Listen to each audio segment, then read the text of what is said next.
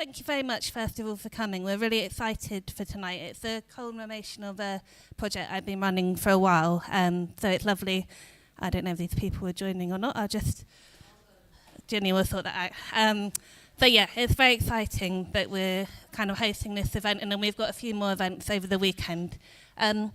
I think I've met a lot of you, but not everyone. So my name's Katie. I'm one of the creative producers here. My pronouns are she, her, and I'm a white woman, 34 years old, with brown shoulder-length hair, and I'm wearing a dress and black boots. At the back, there's Alex. I don't know if you want to just do a quick audio description. He's also doing live stream for the first ever time. So do you want to do a quick one?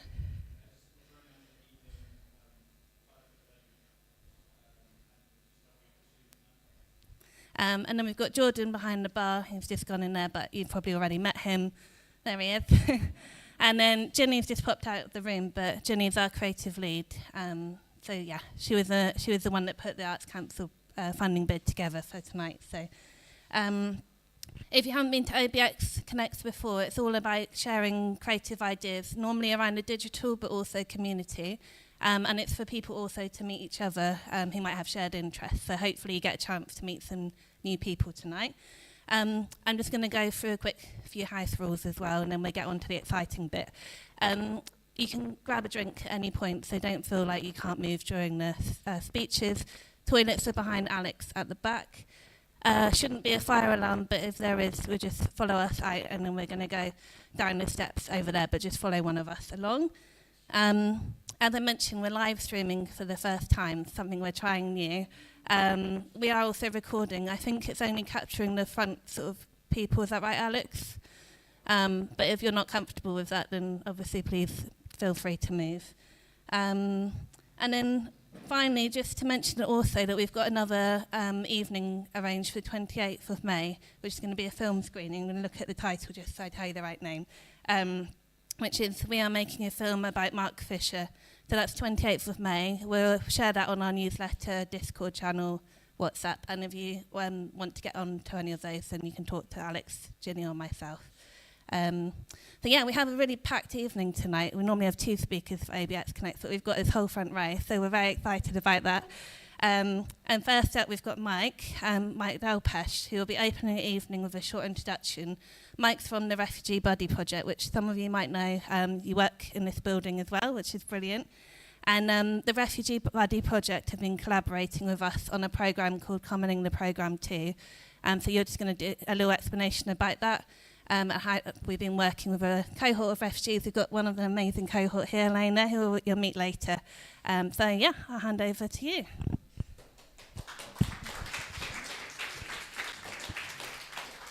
Thank you. Can you hear me? Okay. Thank you, Katie. And good to see so many of you here.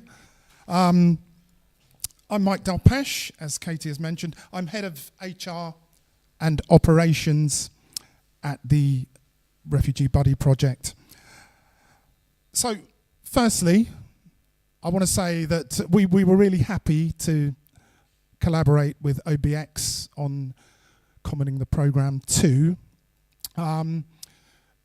The project was for asylum seekers and refugees, members of that community, to learn about planning, organising and designing an art project with the ultimate aim of commissioning a piece of artwork here in Hastings. A piece of artwork that would have some kind of long-term legacy where other people could learn from as well.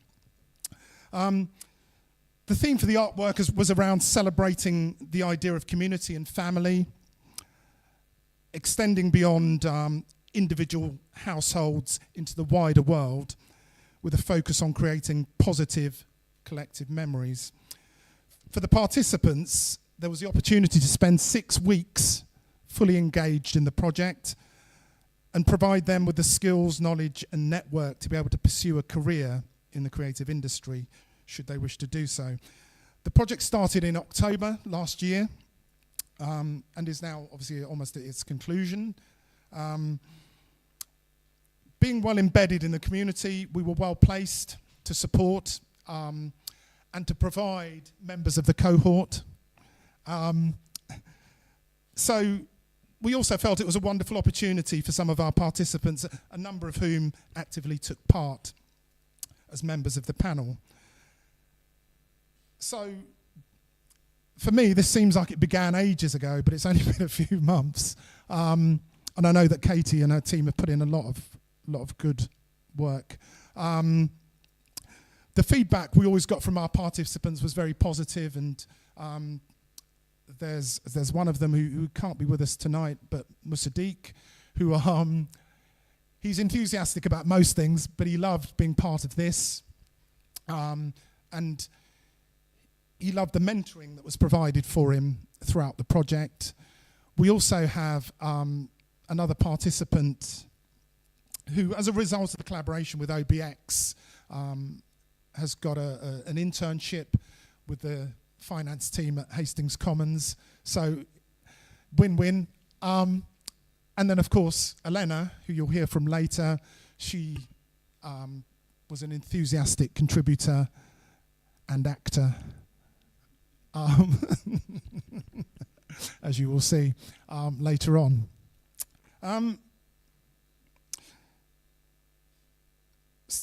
The brief was ultimately put together by the panel, and the final work chosen, again, you'll hear more about that from Rebecca and Elena.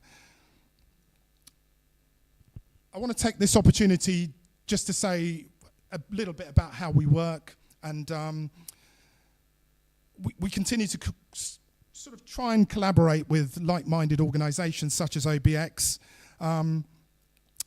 And at the moment, we're working towards what will be our busiest part of the year, which is Refugee Week in June. And this year, the theme is courage. I'm sure many of you will know that. And as part of Refugee Week, there will be a festival, a food festival, Recipes for Courage, which will take place all across Hastings, different restaurants and cafes. And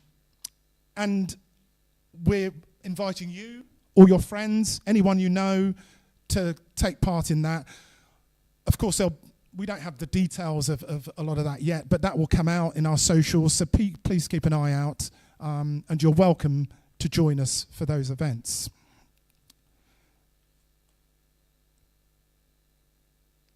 So, a couple of weeks ago, and again, with the Refugee Week theme, we had some great news for the organisation.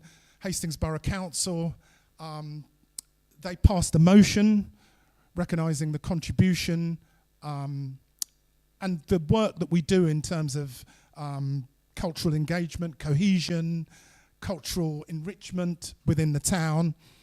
And they've said that they're going to support us throughout Refugee Week and partner with us as well. So that was part of the motion. It was a pledge that they've given us, and it was supported by all of the parties, which is extraordinary.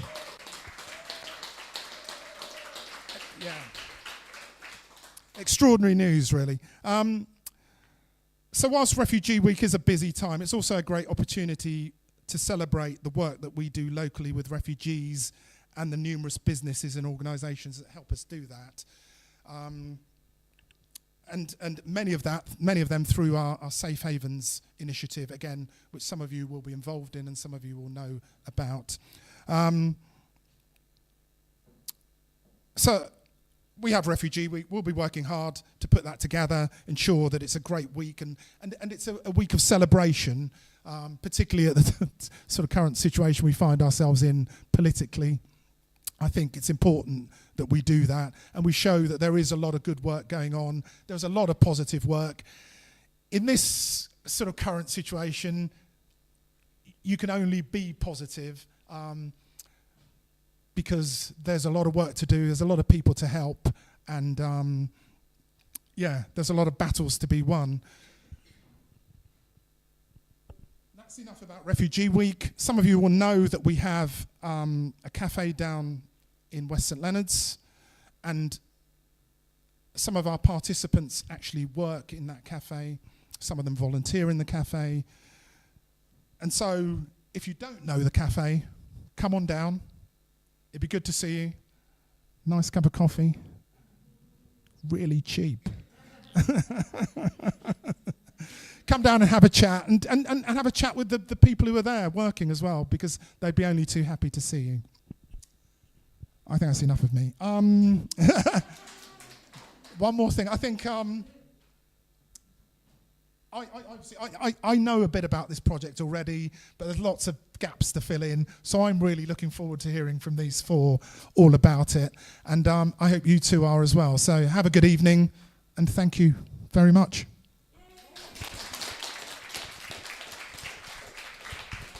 Thank you, Mike.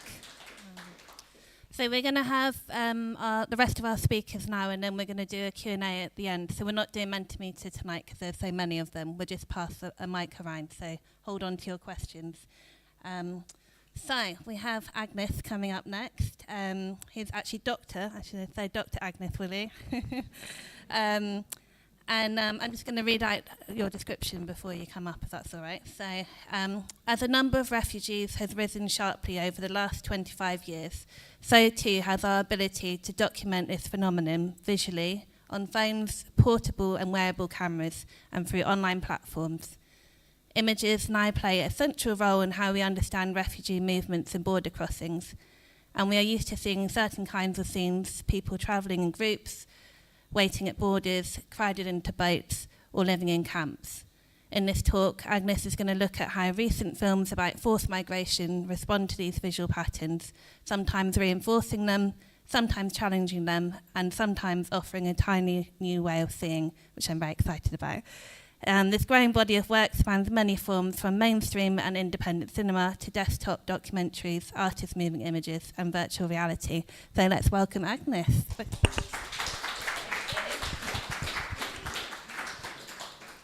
Thanks very much. Can you hear me all right? Is that okay? Fab. Thank you so much, Katie, and thanks for having me here. It's really been interesting to learn a bit about the work of Hastings Commons and OBX as well. So I'm going to be quite quick and just introduce a few examples of recent refugee-made film. But I'm going to start by thinking about visual representations of forced migration kind of in general. That is how images and footage of refugees and asylum seekers kind of circulates in the public sphere, and thinking a bit about what kinds of meanings that become attached to them by people who haven't had that experience of border crossing. Then, as I say, I'm going to share some examples of refugee-made film works and think about how those representations sort of interact with and help reshape that existing visual terrain. That's kind of what I'm going to do. And I guess I would position this, thinking about this kind of this visual field as in some ways coinciding with the sort of rolling news, social media, and this is a very image-heavy kind of discourse over the last 20 or so years. And we've become very accustomed, I think, to seeing images of border crossers and forced migrants on, you know, big screens and small screens and TV screens and this kind of thing. And these often arrive quite fragmented pieces of decontextualized images, this kind of thing. And though they don't give us access to the experience of a legalized border crossing, they do kind of shape what we think we know about it, I think, a bit, this sort of visual terrain. These kinds of images create certain assumptions about rights and vulnerabilities. And often these assumptions are gendered and raced. They suggest a certain conditionality, a set of conditions about the social and legal recognition of those depicted as rights deserving.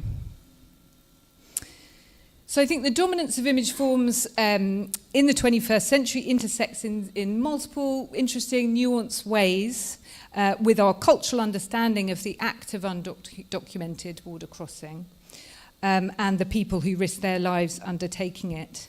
So I want to say that I think there exists what I would call a kind of refugee imaginary, and this has kind of ossified or sedimented over time into a set of very familiar visual tropes. Think of scenes at borders, in camps, people crowded into boats. Refugees are habitually represented through a quite narrow repertoire of visual tropes that tend to recycle familiar archetypes. Often these draw on kind of Christian iconography, which is often sort of repeated unthinkingly. These include the figure of the vulnerable woman or a mother with child, menacing or disorderly man, or just a kind of generalized mass of people or bodies.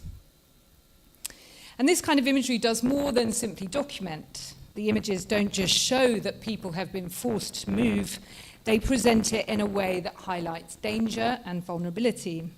They turn refugees' complex experiences into simple, familiar archetypes that are easy for viewers to recognize and consume. Refugees are, I think, increasingly exposed to the eye of the camera, both for the purposes of humanitarian advocacy and state control. So on the one hand, you have the kind of ways in which refugees are tracked and traced through state surveillance mechanisms, but they're also presented in a particular way by the human rights organizations that campaign on the issue.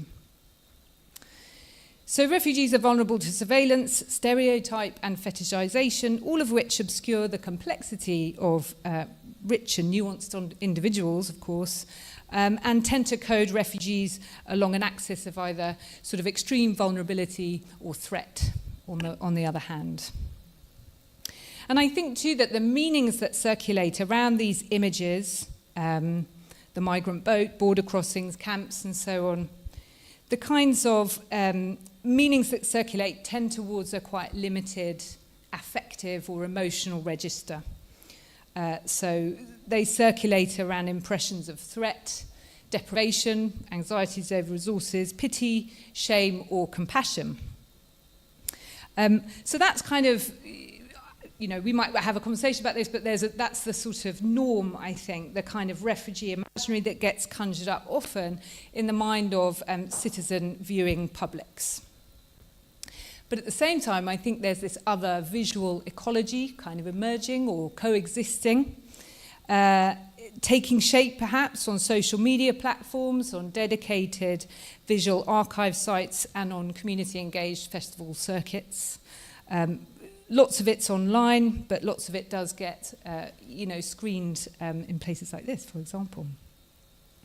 And I think this refugee-made moving image work often mobilizes these recognizable visual tropes, but it also reworks and contests these dominant representations through formal innovation. And it's using often the same kinds of technologies that are making these images sort of available to citizen viewing publics too. So this emergent refugee imaginary is being shaped by those undertaking these journeys. Increasingly, it's their personal camera, often through a mobile phone. That's what we see through. And much of this work offers a critique, sometimes implicitly, but sometimes very explicitly, of dominant representations. And I think it also suggests really that statelessness, displacement, needs new storytelling modes, new visualities for expression. I realise I haven't moved this on, but it's only that anyway. So this is a body of work that gauges with experiences, production contexts, and subjectivities that are shaped by statelessness and displacement. And it's characterised by the informality of its production. So a lot of this work gets made across borders, online, through these kind of transnational networks of people, filmmakers, creative artists, and so on. Its aesthetic is shaped by the use of a camera phone and by the precarious legal status of the filmmakers, and I think that's a really important aspect to the work, is that legal precarity, the ability to film in certain places. So I'm going to share some of this work with you. Some of it you may have come across before, some of it you might not know so well, and really want to think about how these new technologies, these new ways of collaborating and making work outside nation states kind of make them possible. So this is my first example. It's a film called Chalker, Please Tell Us the Time, and it was shot on a mobile phone from inside Manus Detention Centre in Papua New Guinea. It was made by this man here, Behruz Buchani, who some of you may be familiar with. Yeah, he's a Kurdish-Iranian journalist who he was working for a Kurdish magazine, Weria, and the magazine began to be kind of raided by the Islamic Revolutionary Guard. And so in 2013, Buchani fled Iran using the route down through Indonesia by boat to get to Australia. His first attempt, he was shipwrecked, and on the second attempt, he was picked up by the Australian Royal Navy, excised first to Christmas Island, which is a little bit of excised Australian territory, where sometimes they process asylum applications, and then on to Manus in Papua New Guinea. And just for context there, until 2021, that's where Australia sort of held its asylum application infrastructure through a sort of financial agreement with Papua New Guinea. So there were several detention centres on those islands, including Nauru and Manus. The Manus camp, there were several deaths documented there, cases of neglect and some cases of suicide. There was a hunger strike in 2015, and in 2016, the camp was found to be unconstitutional in the Papua New Guinean Supreme Court. The camp closed in 2017, and there was a kind of sit-in and a siege while the detainees who had been held there were demanding their rights. Basically, they were going to be moved to somewhere else. In 2019, Buchani travels to New Zealand on a visiting visa, and then in 2020 he was granted refugee status there.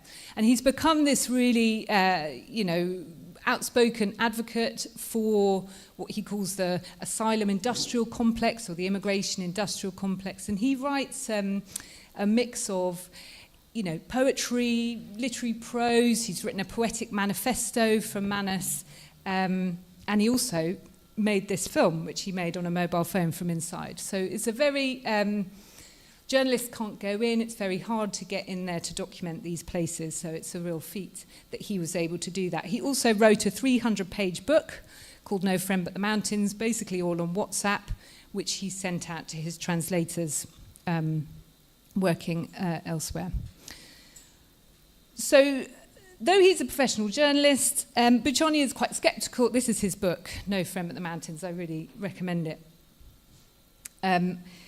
So he's a professional journalist, but he's quite sceptical of the ability of conventional journalism to kind of give expression to this experience of indefinite detention, in which people are detained without having committed a crime for periods of time that they don't know for how long. He comments in an interview at the back of the book. He says, "I'm working on this issue of systematic torture, which is how he understands what went on at Manus. It would be great if more research could be done. But I think the realities of this place can be better exposed through the language of art and literature." And that's very much been his worldview, this kind of aesthetics and politics coming together. So the film documents the daily realities of Australia's rather unforgiving asylum management policies, and it focuses on this secret isolation cell called the chalker, and that's an appropriation of the indigenous bird, the chalker, who has strong significance for Manusians in the folklore. So what do I want to say? It's not really a very conventional documentary. Okay, so Buchani has this eye for detail, an eye for the image. He's filming with a mobile phone, but what he captures is very poetic and very lyrical.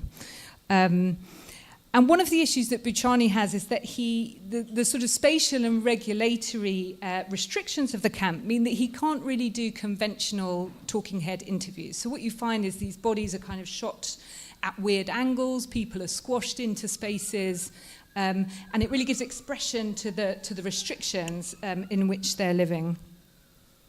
We hear witness testimony in the film, but it's interwoven with footage of the camp itself as Buchani kind of sweeps his mobile phone over the rooftops and that kind of thing.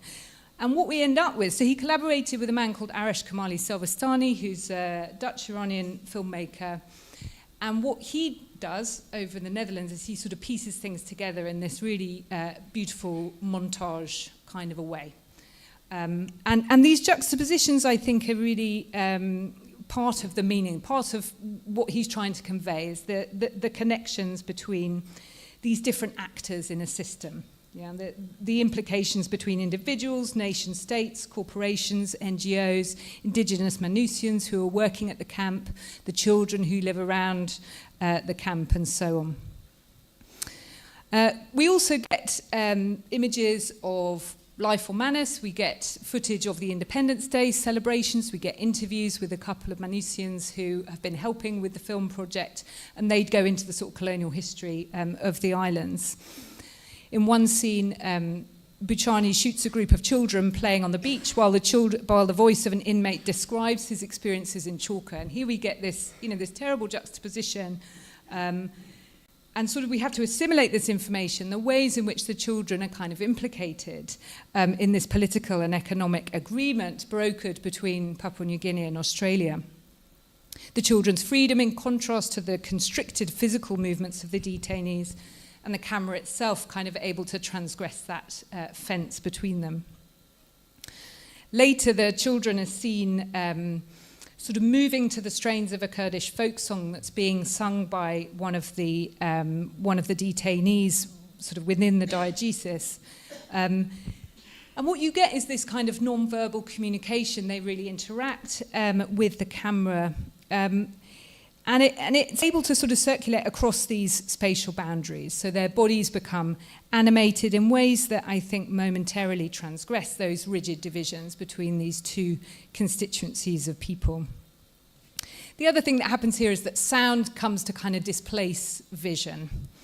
Sound becomes the primary sense. The song becomes the dominant register. And for me, this is one of the ways I think a lot of the works I look at offer an alternative to that very,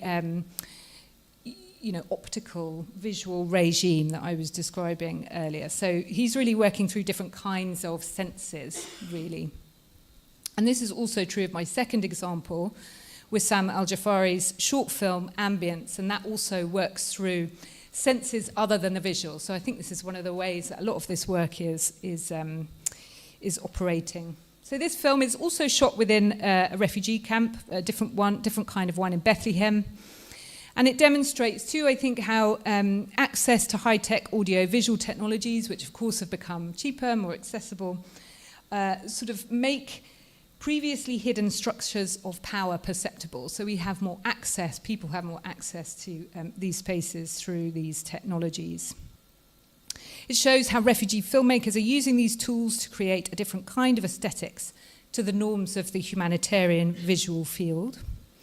And this is a lovely film. These two guys here, they're trying to record a music demo, but it's so noisy and unbearable in where they live that they're really struggling. So they sort of soundproof the room, doesn't work, shouted conversations around recipes and various things, repair work, drilling, but what the sort of the dominant noise is the Israeli surveillance drones that are as a kind of continual backdrop to the film.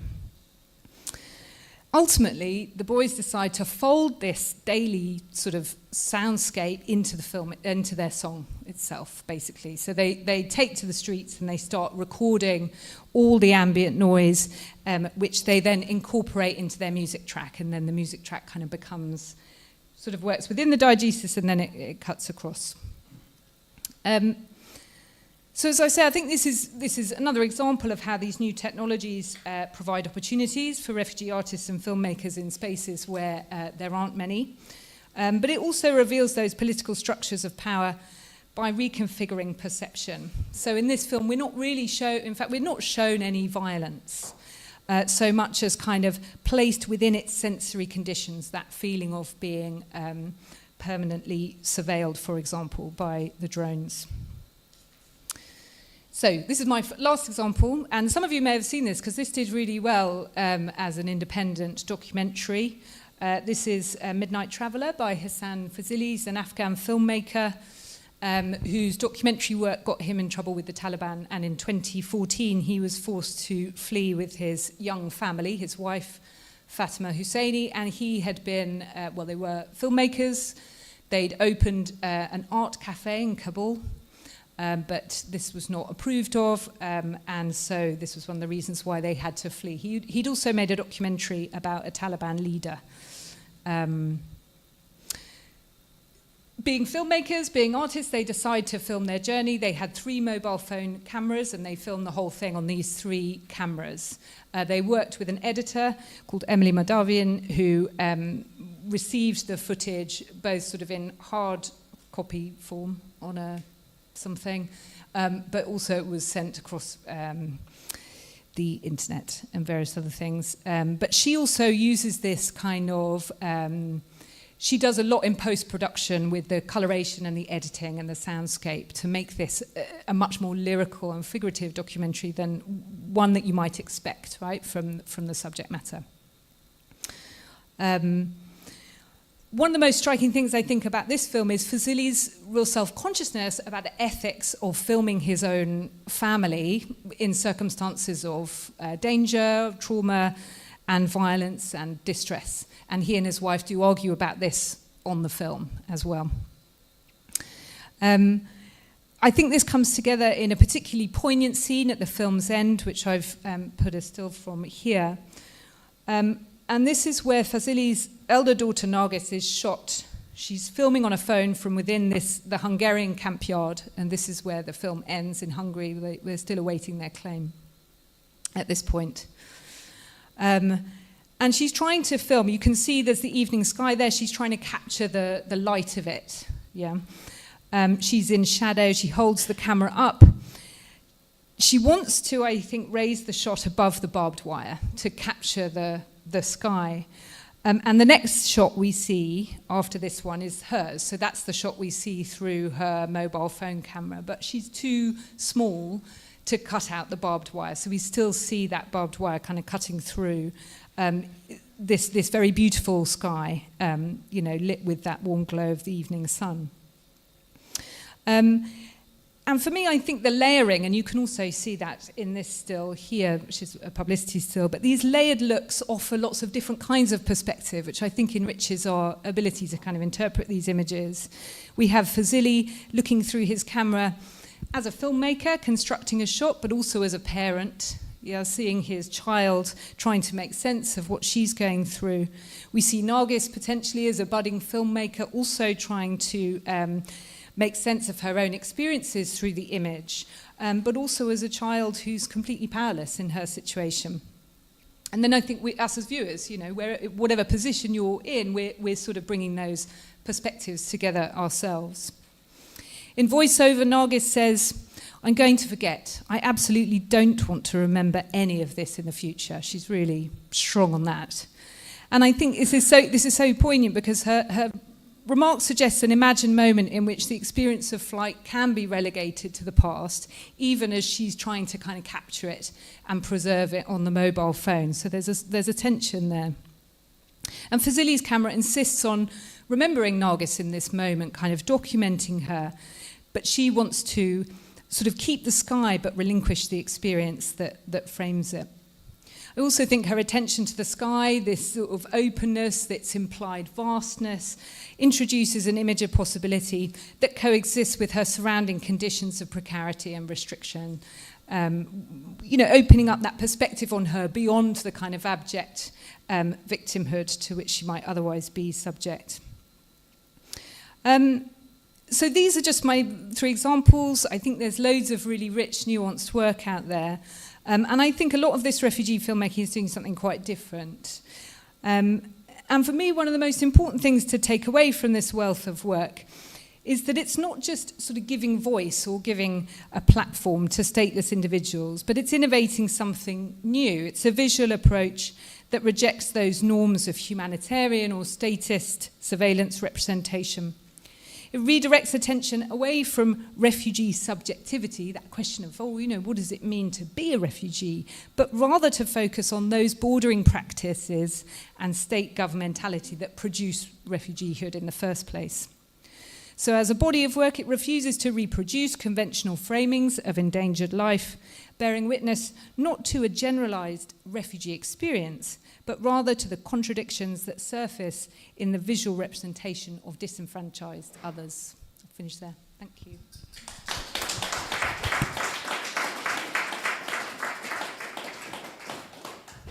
Thank you very much. I've got a great list of films to go and watch now. I'm just going to quickly change this over.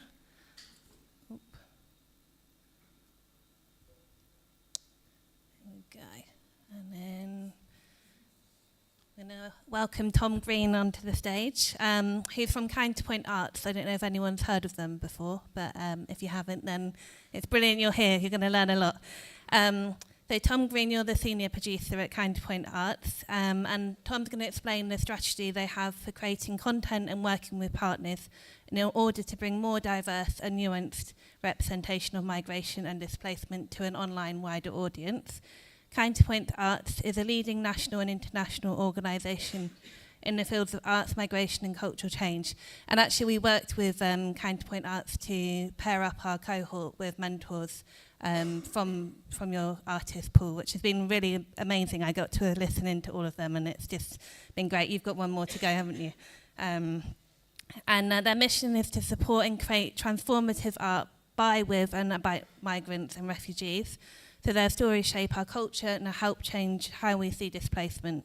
This work takes place at the intersection of climate, racial justice, mental health and displacement, and they produce a range of programmes, including Refugee Week. So if you're in London that week, I'm sure you'll have some great stuff going on there.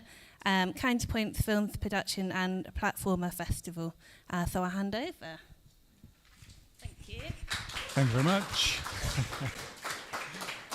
Well, I'm glad you read all that out because I don't have to say that now, and I can. I say a bit of it, but actually I was going to say that in many ways what Agnes has been describing is also at the heart of what we're interested in as an arts organisation working in this context.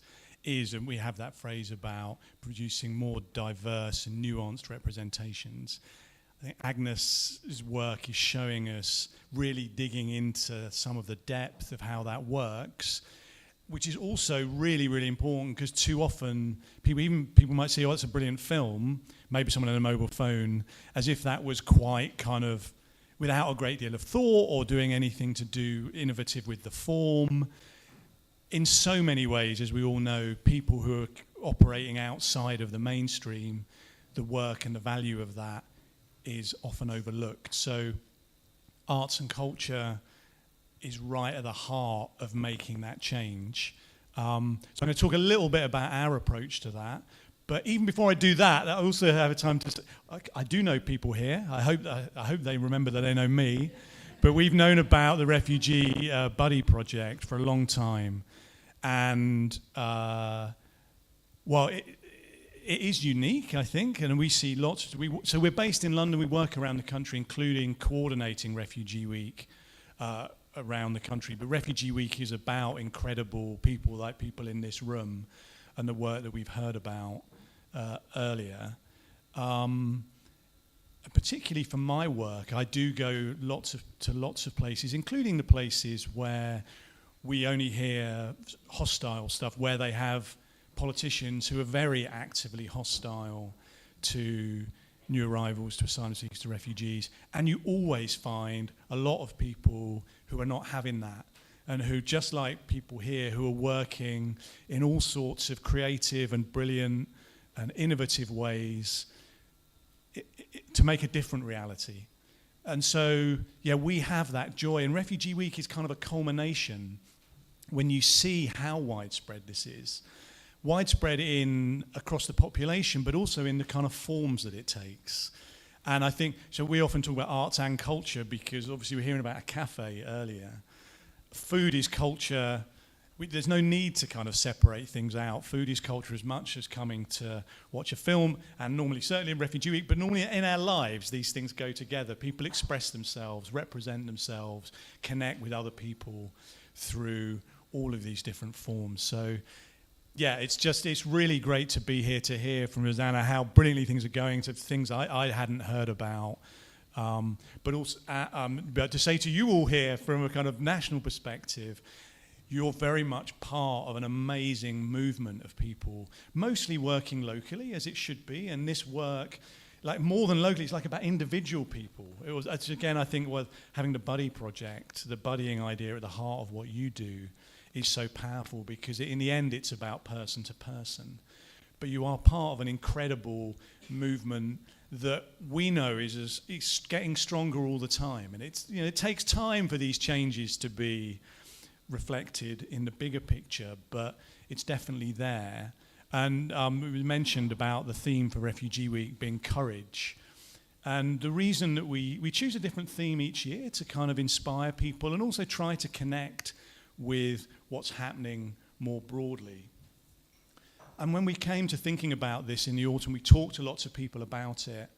We obviously were coming off the back of 2 summers of appalling violence and hostility around the country, really, that I think have left us all shell-shocked about and scared and worried about what country we're living in.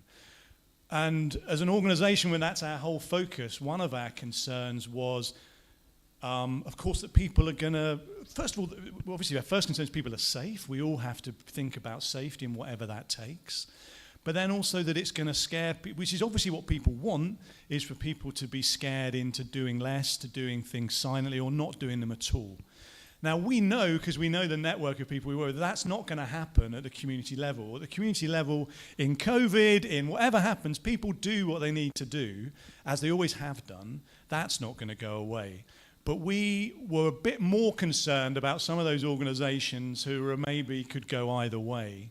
And we felt that talking about courage was a really good way to, particularly to say to them, let's think about the courage that it takes. Of course, the first thing is the courage it takes to leave your home and to make a journey, but also then the ongoing courage that people need every day if they're speaking in a different language, if they're just to get out and face all the different things you have to face. But also for all of us, the courage it takes to stand up for what we believe in, or for some organizations, some people to step into a space where we can see this is really needed. So I think that theme has resonated a lot. It can be interpreted in many different ways, but we do know that these are really challenging times. There are people who are really not on the same page, but I think we're going to see, we've seen already, and we'll see again through Refugee Week and beyond, that there's a really huge movement of people who are on a different page and telling this really positive story and wanting all to work together, just as you guys are doing here in such a brilliant, inspirational way, and as always, connecting with lots of people. So great to have all this collection of Hastings Commons, and Ginny is my other connection, the original, kind of got me here. Having said all that, I'll have to be quite quick because I'm going to talk about the digital stuff, but I'll just start. So Counterpoints, we started in 2012, and I think another aspect of this diversifying and nuance around this story is the inspiration for our name. And so the Palestinian academic and writer Edward Said talked about counterpointed culture. That most people are principally who have one culture, one language, one setting. Exiles are aware of at least 2.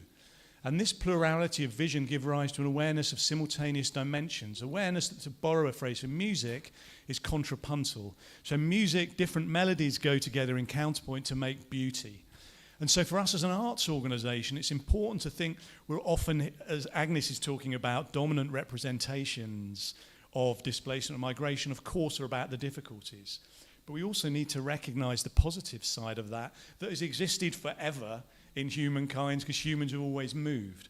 So arts is one of the things that art can do is find beauty in as again Agnes gave some examples. That can be beauty in very difficult situations. But that's important for us as an arts organisation. And sometimes, there's a question of, can you be positive? Is there hope? Can you be optimistic? But I think one of the benefits of working in arts and culture is, I don't know, that's the default setting, is to be optimistic, because to create is an optimistic thing. And so I think for all of us, whether that's people working on a professional level or doing something for the first time, there's this possibility of exploring all this richness there. So we talked a bit about this. This is a film, Palestine Comedy Club, which is out and about, so look out for that, which we had a little role in. And talking about how we changing how we see displacement through arts and culture. Just a little about, you can see all of this on our website, but maybe all I'd say is that, so we work with artists, with organisations, from community, the smallest kind of community level, through to big national organisations and artists and productions. If you have an interest in arts and culture in this context, you're always welcome to contact us, and we'll have a conversation, and if we can help, we will do. Because we've been around since 2012, because we coordinate Refugee Week, we do know a lot of people and have a lot of connections. And, well, you now know me, and my name's Tom at counterpoints.org.uk. You can see it on the website, but please do, because there's a lot that we do, a lot to this subject, and sometimes it's just easier to have an email, have a conversation about it. Excuse me. We always love to hear from artists. They tend to say things better than we can, and this is just a nice quote from Yasmin. She does many things. One of the things she did with us was a comedy project. This is a beautiful art installation by a guy called Manaf Halbouni. That's another story. We're going to, and Refugee Week we've heard plenty about. But just if you're not involved in Refugee Week and you think you might be in some way, one of the simple but brilliant things about it is it happens every year. So one of the dangers of this kind of work is people will say, oh yeah, we did refugees 3 years ago, we don't need to do it again. Well, Refugee Week, that's every year. Come again every year. There's new interests, new inspirations. And it is this experiences of displacement and movement are at the heart of our society, whether it's right now or going back. Most of us have some experience in our, either recently or in our lineage. And yeah, it's worth doing at least once a year. So I'm just going to speak really briefly, and I'll show you some videos about our digital communications strategy, because I was thinking of OBX and ideas about how you can do this storytelling online, which is something we've been thinking about recently more seriously, because as we all know, the young people, not just them, they're more online on Instagram, on other stuff than they are even kind of watching movies necessarily. So we were thinking about, we hadn't been really strategic about looking at digital work. So this is what we've been doing. We have a brilliant digital producer, Faz Hossam Fazullah, who has his own Instagram channel called Food I Can't Read, which if you haven't seen, you should. Very fun, also very interesting storytelling. So how are we doing this? So I'm just going to show you 3 examples of Instagram posts with a little bit of framing. So one of the really, this is all credit to Faz. This is what he talks about. And these things are simple, but are always good to return to. One is being current. So social media, the world repays you for talking about things that other people are talking about. This was just after the summer. How do you respond to this, to the flags going up everywhere? We need to respond some way. It's hard to get right, but as I said, what you can find is artists know how to do this. What I'm going to do, I'm going to show you the 3 examples, and I'm going to play them. I'll scroll through this because otherwise I'm going to go back and forward in the presentation. But so this brilliant series of photos reimagined what that flag might be, but it didn't represent it in a way that many people are familiar with, actually, that the flag can exist as part of a diverse country. Actually, no, I'm not. I'm going to show it to you because otherwise I'm going to lose track. So we'll just scroll through these brilliant photos, and you can see this is Shiza Majid, a photographer. This was an existing set of photographs. We were kind of like, you put the word out and you get told what, and so we found her and agreed to represent these. And you can see, this had like 15,000 likes. It really went viral in a way that was, to me, still quite surprising. I think they're really beautiful photos. Something about it really resonated. Maybe it is just its beautiful photos and beautiful character story about her grandfather. Hopefully you can read from there, but he's 85. He carries an identity shaped by both Pakistani and British cultures. I mean, how simple is that? But this is a time when stating that was really important and very powerful. But there really is a quality to these photos that, where art takes you, which I find hard to describe. But and it is about the juxtapositions. But there's she's caught a beautiful sense of his personality. And that's my favourite. I don't know. There's something just. comedy is always good, and I wouldn't want to offend Ghulam Abbas by saying that was funny, but there is something amusing. He's just got a funny vibe, I think, so it really, really connected. What do I go back here? I won't go into presentation mode. So that's the first thing, is being current. The other thing that we're really trying to get better at is working with content creators. And I put in brackets, and having great content, because content creators will respond if you've got interesting stuff going on. Then they'll come and find you. But it's a lot, if you can get them to do that, it's a lot better than they're better at it than you are. And this is an example I'm going to show you, this one. So we worked for last Refugee Week with Moomins, with Moomin Aid Celebration. We did an exhibition at South Bank, which was great. Alice Williams, who we didn't know, came along and filmed it and reached many thousand, 20,000 likes, probably 500,000 people. I'm just going to...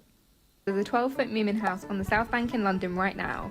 Celebrating 80 years since the first Moomin book, they partnered with Counterpoint Arts to build a Moomin playground right here in London. This art installation has been built by the same children playing on it as they worked with Woodland Tribe and Afghan artist Nabil Armeni. Together they've created this fun playground to explore and mirror the first Moomin book that looks at the reality of displaced people seeking refuge. You can explore the Moomin house, which is filled with paintings and furniture, as well as a model of the house itself, alongside a gallery of artwork. And of course, a trip isn't complete without a visit to the gift shop to see all the amazing Moomin merch. You can book tickets to visit until the 1st of June, so don't miss out. Ever wanted to live in a Moomin book? Now's your chance. There you go. So you can see, it's really simple what she's done. No offence to our good friends at South Bank Centre, to get them to have made that video would have taken a lot of pain. And they wouldn't have done it as well, and neither would we. She's just authentic. She's gone there, but she's like word perfect, and all the stuff is like she's been briefed. And you can see that's like 10,000 likes. It goes to her followers. It gets picked up by people. It's authentic. So we're really looking at how you can work with those, whether that's locally or nationally. Content creators, they need content, and they're good at getting it out there. And then finally, if I'm going to the right one here, oh, no, I'm not. That was finally. This is a bit similar. This is a content creator. There's other platforms, but also shows you how you can be. This was like a bit more intentional. So there's Faz, my colleague, is involved in this other very viral account called A View from the Bridge. What I'll show you is the same format every time with someone just speaking into this phone. It's very brilliantly edited, and there's a lot more kind of to it than meets the eye. But you'll see. Imagine trying to get this kind of content like on TV, but you don't need to because you can get it on social. Let me just... Especially whenever... Oh, sorry, I didn't mean to do that. I always marvel at the beauty of me being able to be here, safe, and I'm just like, wow, am I actually here? Because 2 years ago, back at home, I can't even envision a future for myself. I faced a lot of like rape and sexual assault back home. Even just me going out in public, like people would take pictures, record me every day. They would touch me on the street. They would squeeze my butt on the street, stuff like that. It was because I'm trans. And I think they know that the police would not protect trans people. Singapore is very like the government itself. You know, they always say that like the LGBT lifestyle is like a Western kind of like construct. And so they kind of like demonize LGBT people a lot. And I just think it's so uneducated because there's such a huge LGBT like history. There have been centuries of like trans people existing peacefully in their communities, even in the Chinese Taoist religion, where our God is actually a trans woman. He was born as a man, but he was so like compassionate, he transformed into a woman. On one hand, I will always state very proudly that I'm really, really like grateful and thankful that so many British people have like welcomed me and accepted me as part of the community over here. But I also have this knowledge that I wouldn't have to escape the like transphobia and the fear of persecution in my country if the British didn't colonize Singapore in the past and, you know, impose their laws upon us. And, they brought along like Christianity and the Abrahamic religions and the concept of like binaries. And then that's when, LGBT people are like criminalized and like persecuted. If Singapore was to say that, all this like being trans and everything is a very like Western construct, I think they're just really uneducated. Like they forget that trans people have always existed with us and they have always been loved and part of us.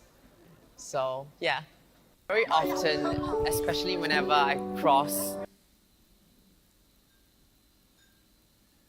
So it just, social media, for all its short form, it's all bite-sized. There are these accounts that will just give people, and with this skillful positioning, editing, they've got a following. If you can connect with those people, then actually people representing themselves, their own experiences are possible. And again, I think it's worth thinking about that locally as well as nationally. And then reaching out for new content was the final thing. We're doing Digital Creators Awards, the outcomes of which will be shared very soon.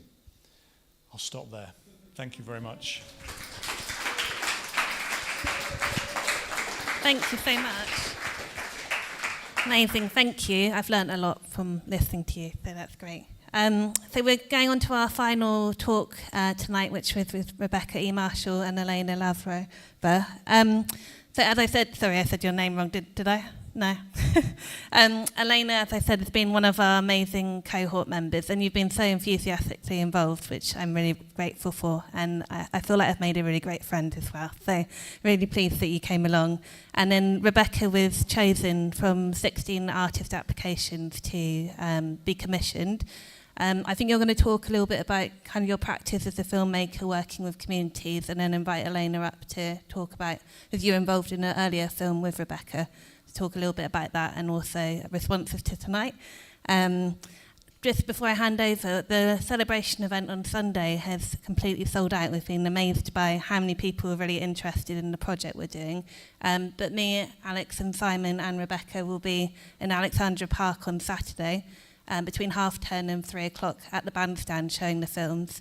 And I'm sure you'll explain, but the films will be available online and also throughout the park until the QR codes drop off. So yeah, we encourage you, it's free, just to go to the park and have a nice walk around and explore the commission. So I'll hand over. You're just going to change your laptop quickly and then...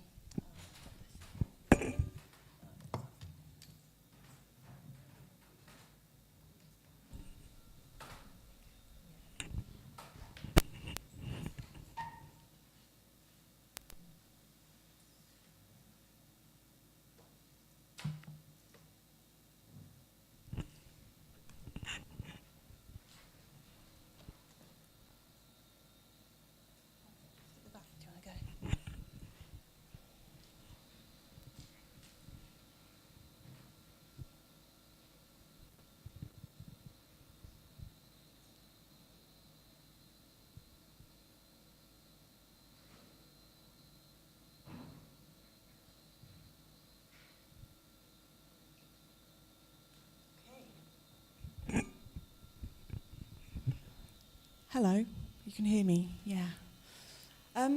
So I want to respond to the conversation a bit about courage, because for me as a filmmaker, I find courage in really tiny moments. And I'm going to just talk to you a little bit about my practice as a filmmaker, and how it's informed the way that I work with collaborative film projects. So, first of all, I want to just share 90 seconds of a little assembly of clips that is just from my personal archive, which is just from my daily life. So for over 20 years, I've been kind of just filming little moments which aren't for sharing. And you'll see in this little collection, some of them are really old. For me, it's not always about the quality. I don't think that always matters. So there's different textures of the different kind of digital old phones and different old camcorders. So yeah, I'll just show you this little tiny bit just to give you a flavour of my aesthetic, I guess.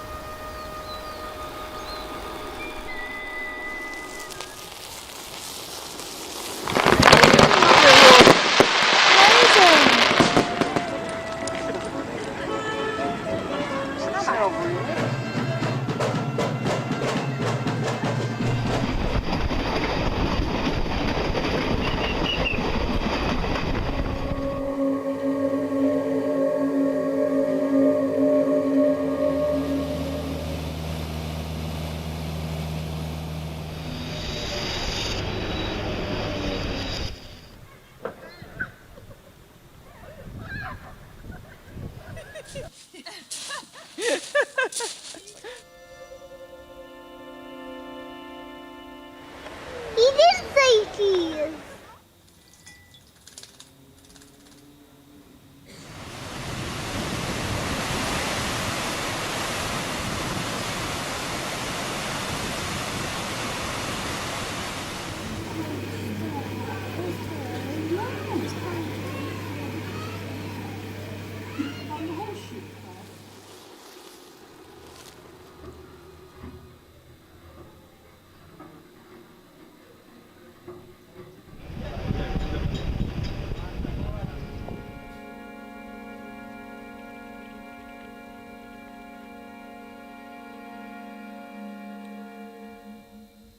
So there's little bits, there's little moments that it's not about storytelling.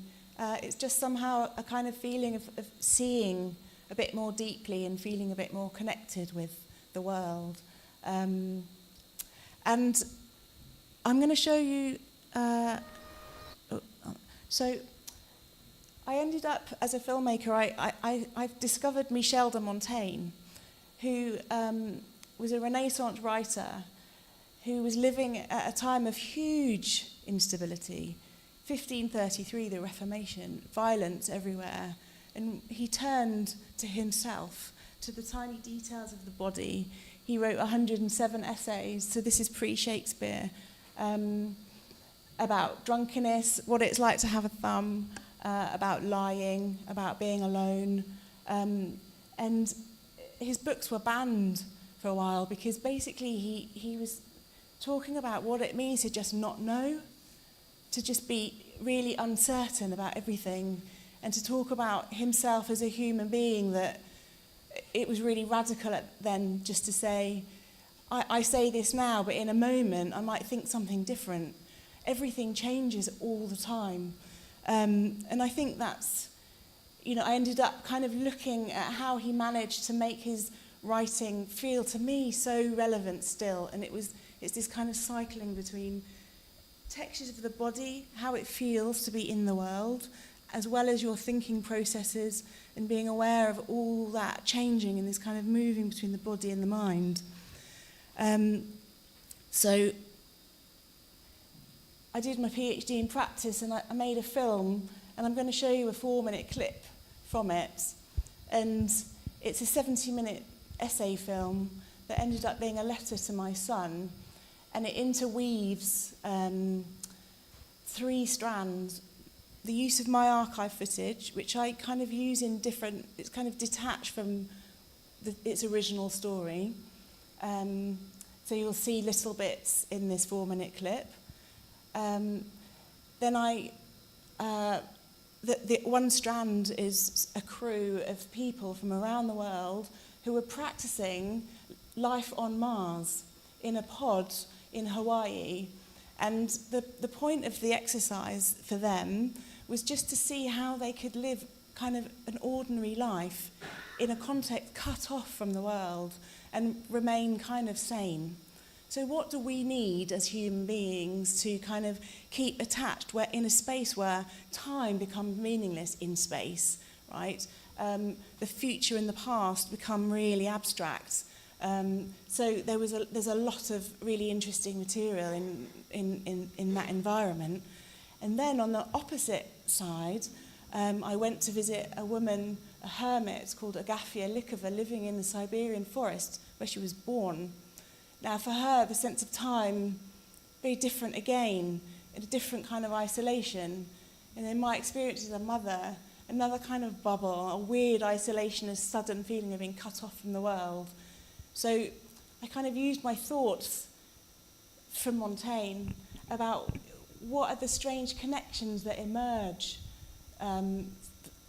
for people in all different situations, because we often feel so in our own like individual bubble, right? So what do we start recognizing? It's not about smoothing out differences, but it's about kind of connecting through these common moments that somehow remain relevant throughout hundreds of years of time. So, yes, I wanted to show you this because I kind of use some of these things in my approach to working with groups of people, trying to keep a kind of openness at its heart. It's not about finding answers. It's not even necessarily about telling a story that has a conclusion. It's about allowing people the space to find their courage, in a way, in these very small moments. So I'd like to share a little clip from The Forest in Me, which is, about 4 minutes long. And you'll see some of the threads. Kind of about home, really. So this, you'll first see this is the crew on Mars. Well, simulation.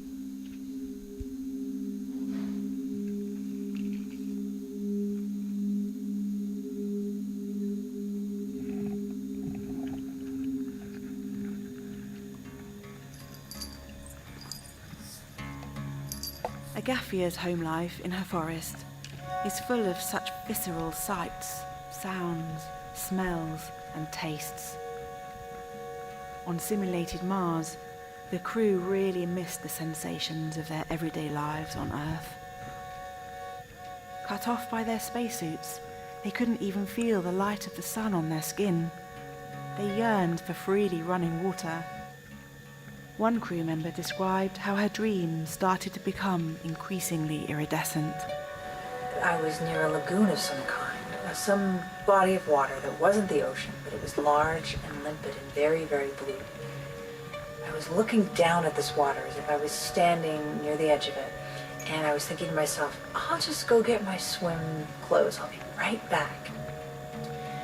And when I woke up, I remember thinking, when was the last time I saw a shade of blue like that?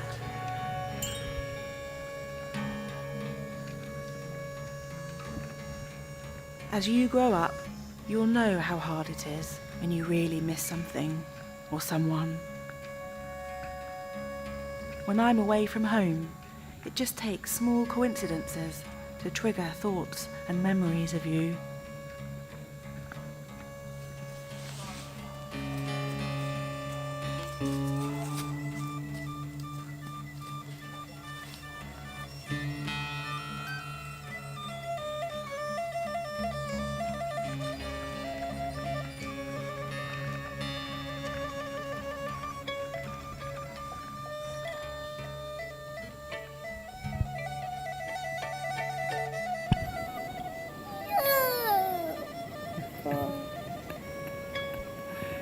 Snotty nose.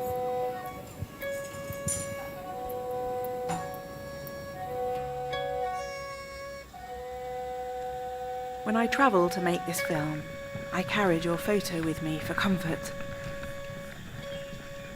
I felt so far away. It was like practicing for the future.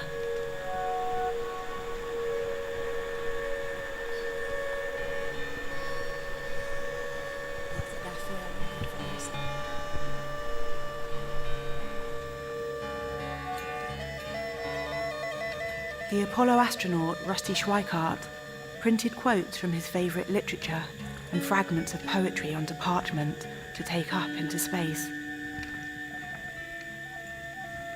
As he orbited the moon and looked back at Earth, these small packets of words helped him feel brave. Agafea carries passages she's copied out from her Bible, prayers as daily rituals on the move, prayers she can read aloud to frighten a bear, and prayers for remembering her family.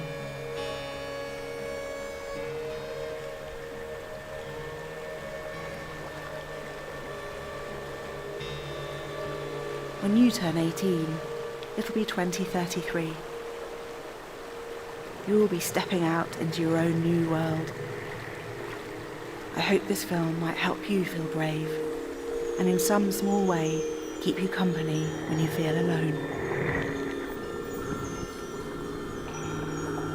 And in 2033, maybe you'll be watching the first astronauts leave Earth as they embark on their 39 million mile voyage to Mars. Those astronauts will take virtual experiences of life on Earth, mementos of their home as comfort from the strangeness of their journey. I wonder what you'll remember and will carry forward on your own journey.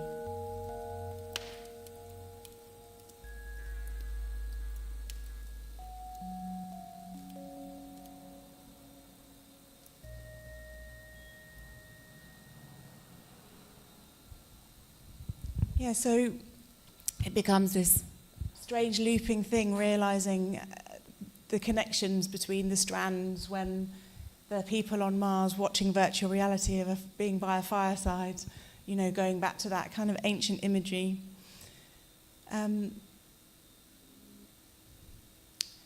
So last year, I made a film with a group of 6 women, and we made a film called Spring Wakes Beneath Our Feet.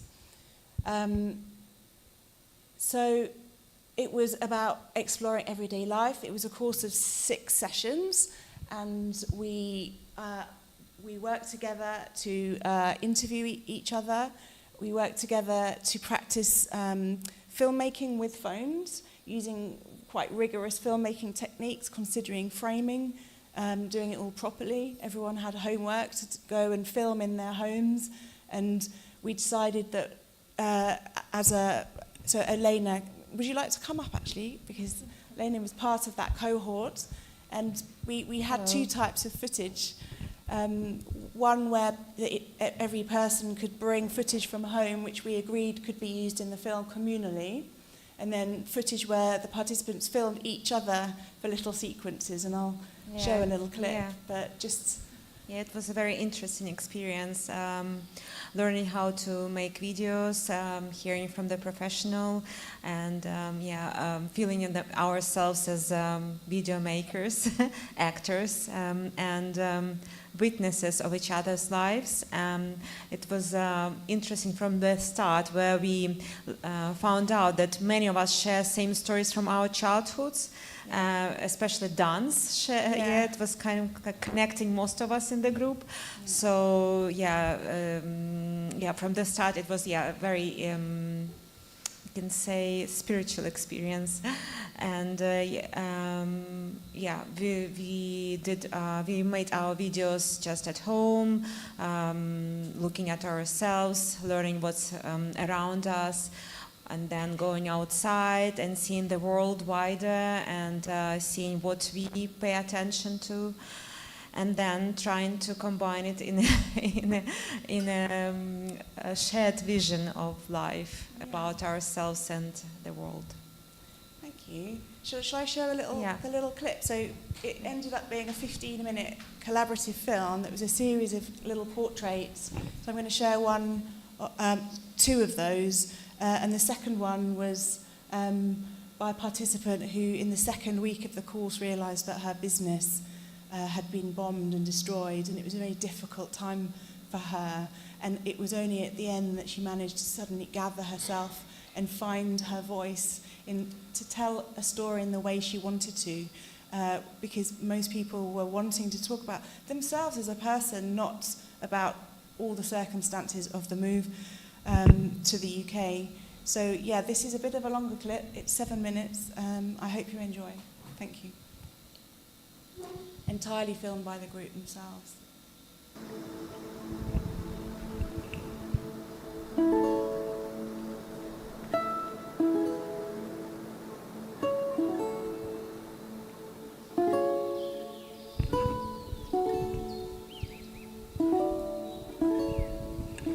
Hello, my name is Elena.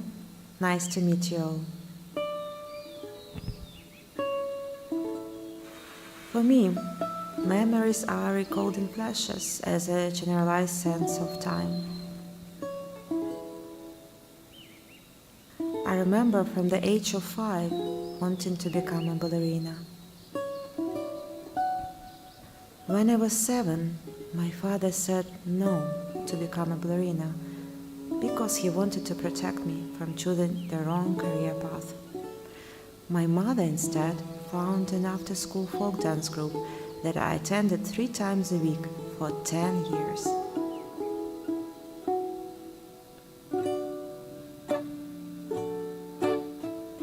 For me, dancing connects me to my soul, a beautiful feeling of being in the body, being free, being immersed in an experience of melting into a musical ocean.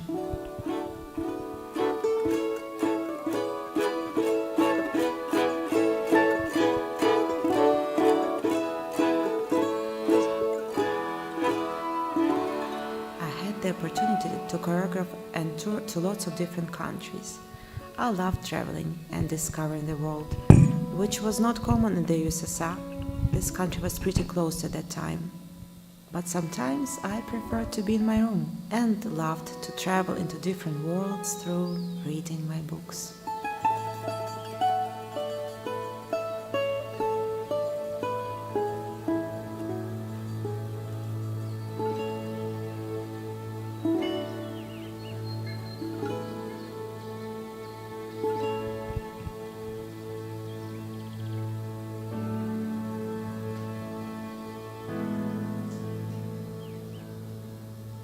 I don't really often point the camera into myself, but here I'm looking at myself and I like how the camera focus shifts in and out, because it's like the way that sometimes I know who I am and sometimes I don't.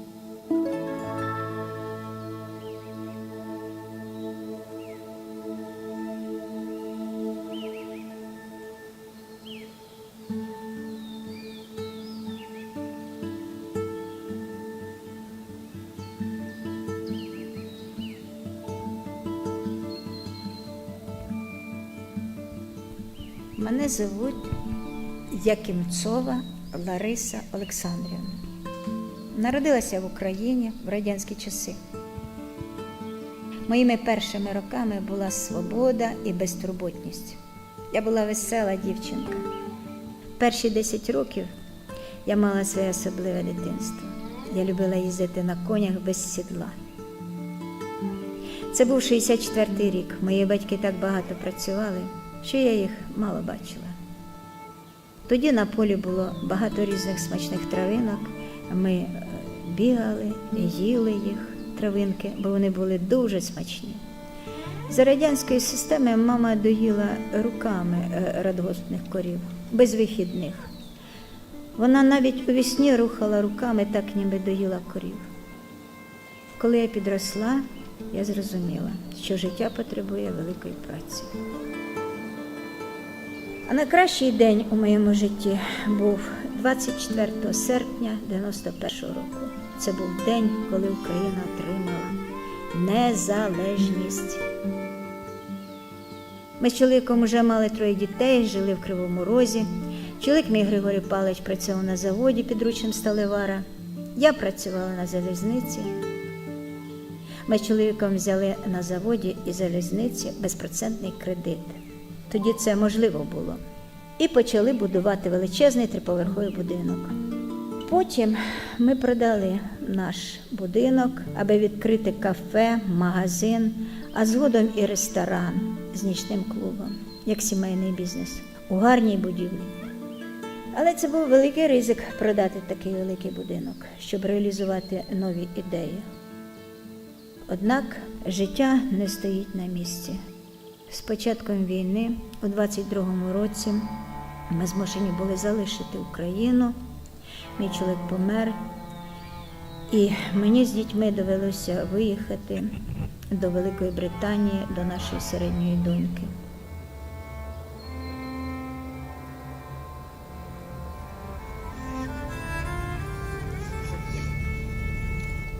Ми залишили позаду все наше життя, що створювали роками.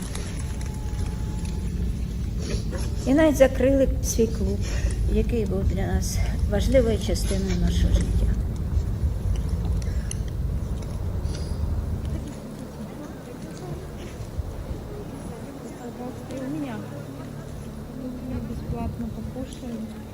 Давай я тебе добавлю.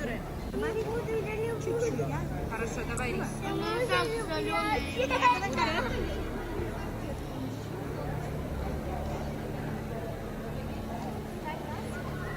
І найболючішим для мене стало те, що 14 березня 25-го року наш клуб і все, що ми побудували, було зруйновано балістичною ракетою. І друзі надіслали відео, яке випадково опинилося там. В цей момент я відчула велику порожнечу і смуток. Мене переповнюють емоції і важко висловити, як сильно я переживаю цю втрату. Я розумію, що я більше не зможу відбудувати те, що було, але сподіваюся, що мої діти продовжують нашу справу. Надіюсь на розвиток і процвітання нашої багатої, щедрої хлібосольної країни.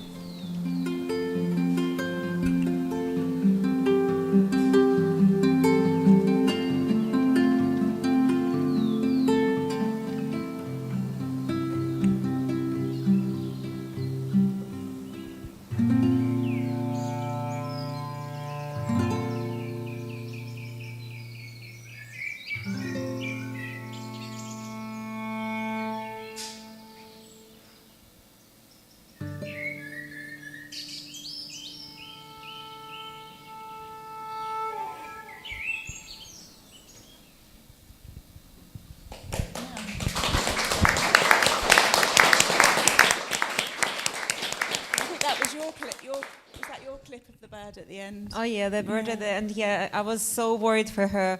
I was watching how she was thinking and like trying to find a way how she can carry this stick from one side of the road to another one, and she did. She managed. So I wish for every one of us to find our way to where we want to be. Yeah. So that's the kind of magic that comes out of kind of creating this kind of space where people are enabled to kind of look at these small textures of daily life, where these little things emerge and then piece together, and it enables these conversations between, you were strangers at first, and then we learnt so much about each other, didn't we? Yeah, we did. Yeah. And I love how all the pieces, it's so unplanned, it's so random. Yeah. You just do something and you don't know why. I mean, you just like it, you just somehow feel it's important, but for what reason you don't know yet. And then when you see the final pieces, it's like it feels like a perfect combination. It's like, oh my God, yeah, that's why I did that, or that's why I filmed that. And I love how it all falls into one perfect piece. So it was really lovely, and I would just like to kind of say how that kind of moves into this way that when you allow like those kind of accidents in that type of space, and to keep that sense of openness at heart, it becomes this kind of a lovely way of kind of for collective reflection, and for kind of connecting to the environment that we find ourselves in. I just wanted to add about the shared experience and the environment around us. Also, Larissa, remember when we filmed her, she talked about the childhood memories. The grass is very important in her memories, because there was a lot of wild nature and a lot of different types of grass around, and it was so very beautiful and very vivid in her memories. And then we found this lawn, just near the building, we didn't really had a plan, and it just happened, and we found this grass, and she said, oh my God, it reminds me of the place where I've grown, and the childhood memories, the grass around me, and she was so happy to find it. So it's just all, whenever you are, you can find something that connects and reminds you of some other place where you've been in your life, and also about the how we are fundamentally all connected, all kind of like the same in our roots. Talking about culture, and I think you told me, there was some quote about people replaced people who found themselves coming from the other bubble into another one and finding differences, and but I'm myself like that. I've been moved from one place to another, and I feel that we are kind of, in majority, we are same. And it's only like decorations that kind of like divide us and tell us to be divided. But if we look through it, we will see each other's hearts, and we will understand that we are all the same and we are all united.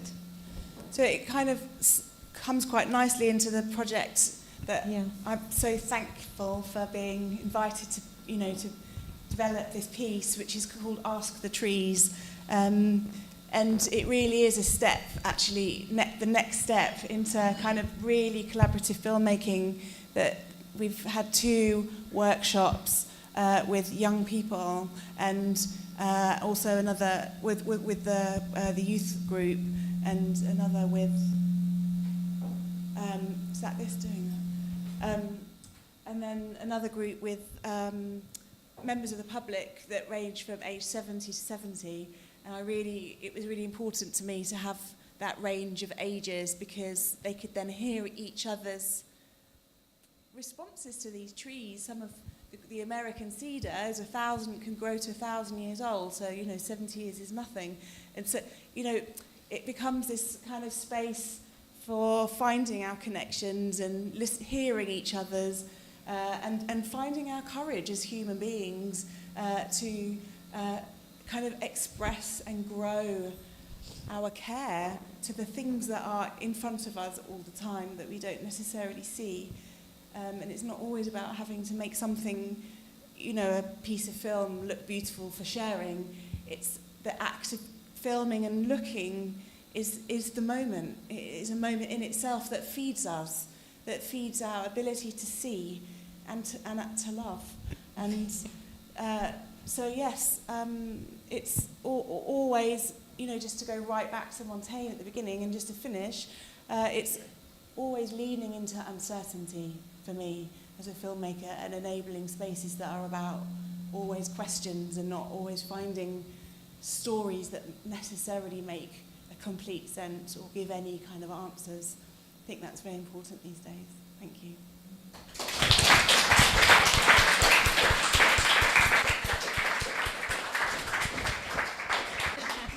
You can do the next bit. Thank you so much. That was brilliant. And please do check out online or come to the park or take your own walk. We're also hoping to screen the films in Rock House next door in the window, so you've got lots of opportunity to see them. We have about 10 minutes left, so I'm going to hand this mic around if anyone's got any questions, and then just say the name of the panel member. Do you want me to go? Do you remember that this is Mike, Agnes, Tom, Elaine, and Rebecca? So just tell them who you're speaking to. We also have people obviously online that might be typing questions to Alex, or just let me know if they have a question. But anyone got one? Or maybe you've got one for each other as well. Thank you for that beautiful presentation about this project. Rebecca, you mentioned that there was, I don't know what exactly the word you used, but like proper filmmaking techniques and thinking very seriously about. And I wondered for Elena what the difference that was for you in terms of how you might normally take a video on your phone and what you learned or talked about with Rebecca. Yeah, well, I've learned to be more open to this world, more observant, and allowing myself to slow down and make like a macro video, very into details. Because in my day-to-day life, I wouldn't do such videos usually. I just do videos of my son, actually, and I wouldn't do a video of his eye, I would do something in general. So this was a very interesting experience of paying attention what's around you on macro level. For me, it was very interesting. To me, it's like we can turn our kind of filmmakers' eyes on. We can all do it. We're all used to filming, really, in some way, and seeing visual. We're very, sophisticated, all of us here. But if you just, at any moment, turn your filmmaker's eyes on and look, and sometimes it feels like there's something magical happens. Things change and beauty emerges, or, you know, some kind of different depth, maybe more hard-hitting, maybe more difficult to take, but some kind of deeper seeing, which, you know, just takes just only a moment to achieve. And also, just for me, I mentioned only micro level because I myself been a photographer, so kind of in general I knew about the framing and different levels, etc. But slowing down and doing macro videos, it was not very usual, and it was something new experience, which actually when I was doing it, I felt myself more alive, more connected, very happy.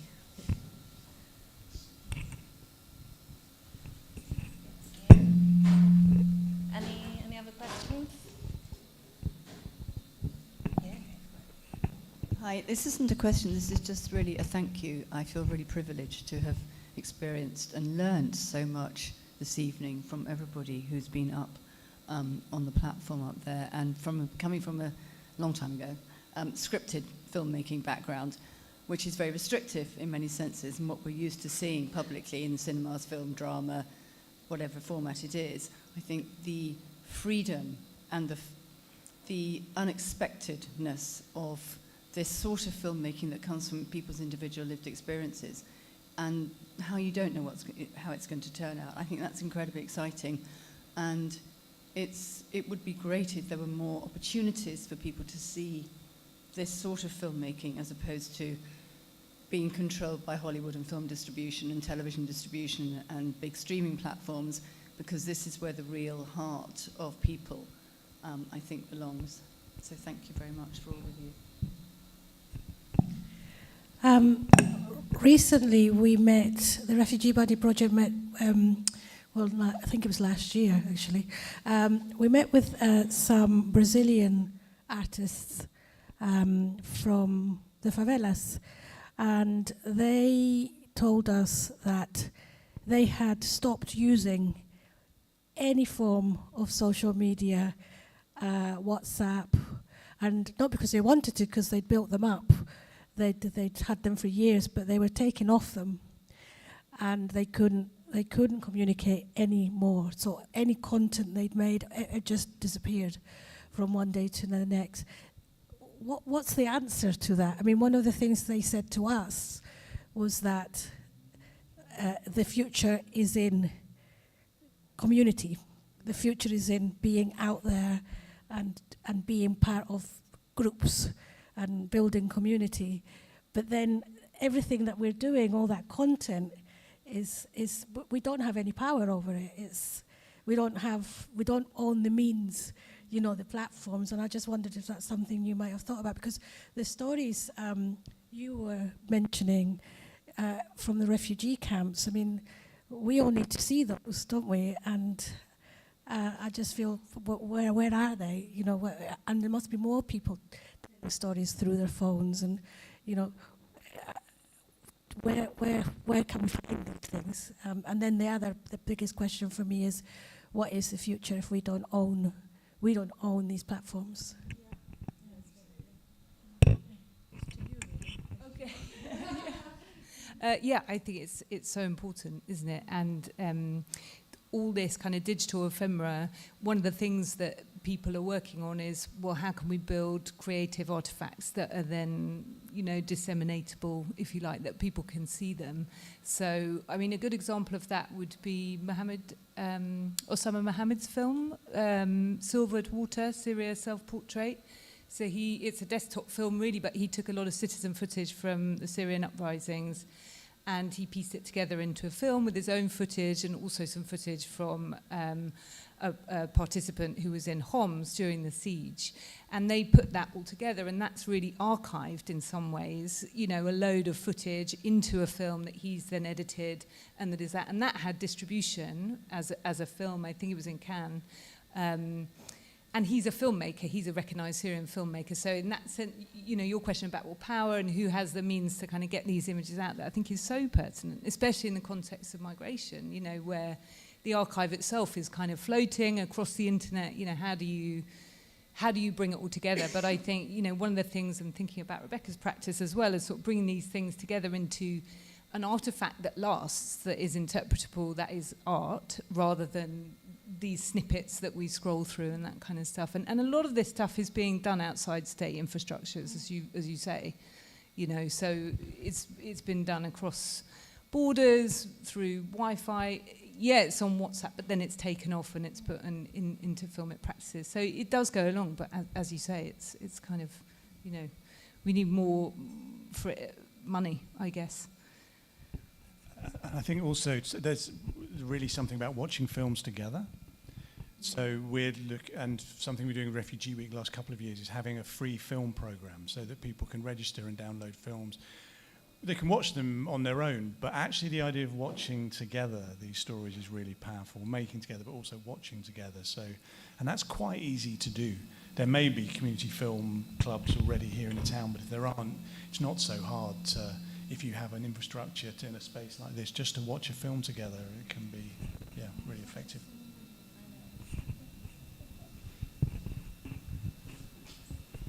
Thank you. Well, I think, unless anyone's got a burning question, anyone on the live stream? No, we're all good. We'll wrap up there. So the first thing I want to say is a massive thank you. Can we give them another clap for being amazing?